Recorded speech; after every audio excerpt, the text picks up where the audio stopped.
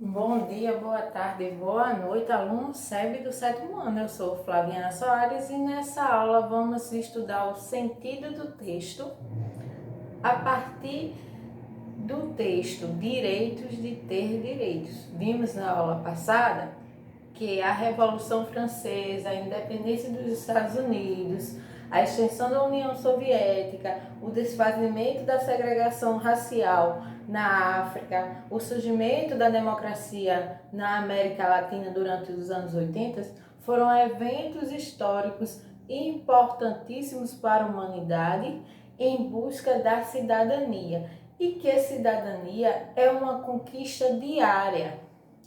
Alguns direitos dados, conquistados por várias pessoas que lutaram, batalharam e até mesmo morreram foram a abolição da escravatura, direito dos trabalhadores, o empoderamento feminino, o direito ao voto e principalmente o direito a uma vida digna. Então, pessoal, vamos à atividade que eu pedi que vocês realizassem a aula passada da página 68. E o primeiro fala o seguinte: que palavra usada por Darnsen no primeiro parágrafo do texto remete à ideia de que cidadania já possui diferentes sentidos? Então vejam só, a palavra hoje. Por quê? Porque a gente vê como ele amplia no decorrer do texto a ideia, o conceito de cidadania. Vamos ao segundo? Ainda no primeiro parágrafo, Darnsen apresenta o conceito de cidadania de forma ampla, geral, como sendo viver decentemente. Em que parágrafo o autor apresenta o sentido de cidadania de modo mais específico? Extrai uma passagem do texto que comprova sua resposta. Pessoal, vejam só. No segundo parágrafo, ele começa a dar exemplo de como o direito à cidadania ele é usufruído pelas pessoas. Então, ele fala o seguinte, no segundo parágrafo do texto: cidadania é o direito de ter uma ideia e poder expressá-la. É poder votar em quem quiser sem constrangimento. É processar um médico que cometa um erro. É devolver um produto estragado e receber o dinheiro de volta. É o direito de ser negro sem ser discriminado, de praticar uma religião sem ser perseguido. Vejam só, né? Aí, nessas situações é que a gente vê o exercício pleno da cidadania. Vamos à terceira questão. Segundo Darnsen, cidadania também está associada a respeito à coisa pública. O que você entende por coisa pública? Cite exemplo que, para você, também expressa respeito à coisa pública. Pessoal, vejam só, coisa pública é aquela que não faz parte do patrimônio privado de ninguém e que pertence a todos, que pertence a uma coletividade. Então, ao cidadão. Vejam o que diz o gabarito dessa resposta sobre o que é coisa pública. Coisa pública é um bem não considerado privado, conforme falei para vocês, que pertence a todos, ao povo. E aí ele traz também alguns exemplos de situações em que a gente vê que é coisa pública. Então, são exemplos de respeito à coisa pública, não destruir monumentos históricos e preservar a área de lazer. Vamos à quarta questão. No oitavo parágrafo do texto, Darnsen faz o seguinte questionamento ao leitor: alguém consegue hoje imaginar um país defendendo a importância dos escravos para a economia?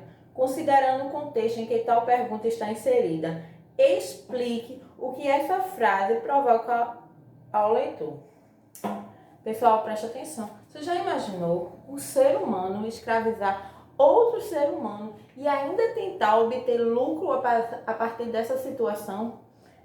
Isso causa indignação a qualquer cidadão, a qualquer pessoa que queira ser respeitado e que respeite o direito do outro, porque cidadania é justamente isso, é você ter seus direitos, mas você também saber dos seus deveres. Entre eles, ser cumpridor de todos os seus deveres e respeitar os deveres e direitos do outro. Vamos à próxima questão?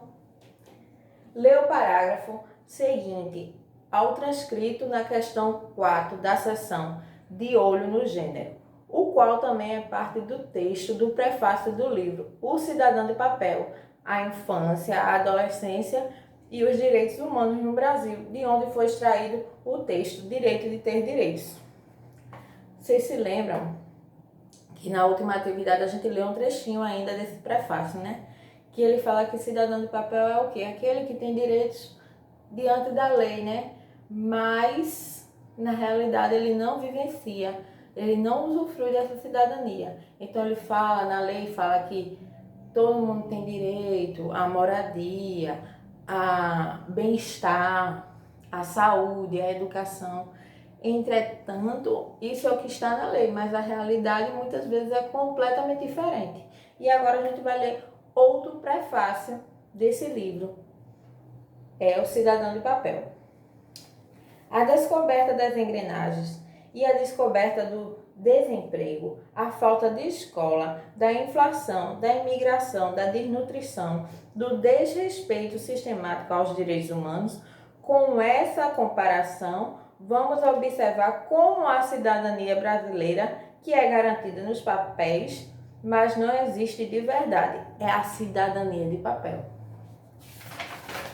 Ainda sobre, neste parágrafo, o jornalista Dainsen usa a expressão cidadania de papel, refletindo sobre o título do texto e sobre a afirmação do autor em relação ao fato de que a cidadania no Brasil não passa de uma cidadania de papel. Explique os prováveis sentidos dessa expressão em relação à questão dos direitos humanos no país. Então, como eu falei para vocês, cidadania no papel, por quê? Porque o cidadão ele tem os direitos garantidos no papel, na lei, mas a realidade do nosso país é outra. Vamos observar aqui o nosso gabarito.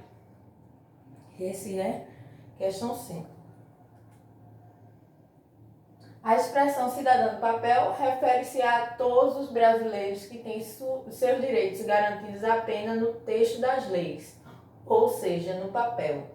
Porém, a cidadania não é de fato vivenciada por nós, visto que muitos de nossos direitos são cotidianamente desrespeitados.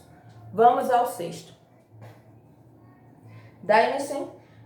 Para Dainsen, cidadania significa o direito de viver decentemente. O que representa para você viver decentemente? Então, viver decentemente é ter o básico do direito.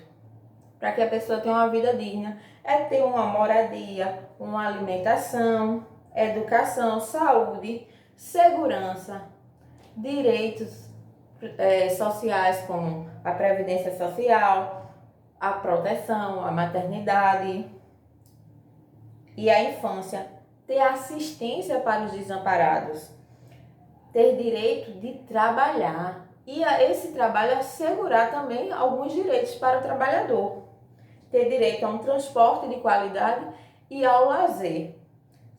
Esses são alguns direitos sociais que estão assegurados na nossa lei magna, que é a Constituição Federal. Agora vejam um gabarito dessa questão que diz: os direitos sociais que deveriam ser garantidos pelo Estado, visto que fazem parte do capítulo 2 da Constituição Federal do nosso país. Direito à moradia, à alimentação, à educação, à saúde, à segurança, à previdência social, à proteção à maternidade e à infância, à assistência aos desamparados, ao trabalho, ao transporte e ao lazer. Então, esses são direitos sociais que devem ser assegurados para que o cidadão possa exercer sua cidadania, ter uma vida digna e ter bem-estar social. Então, pessoal, espero que vocês tenham entendido. A orientação para a próxima aula é que vocês realizem a atividade A Linguagem no Texto, da página 70 até a página 72, do 1º ao 4º, que corrigirei na próxima aula. E até mais!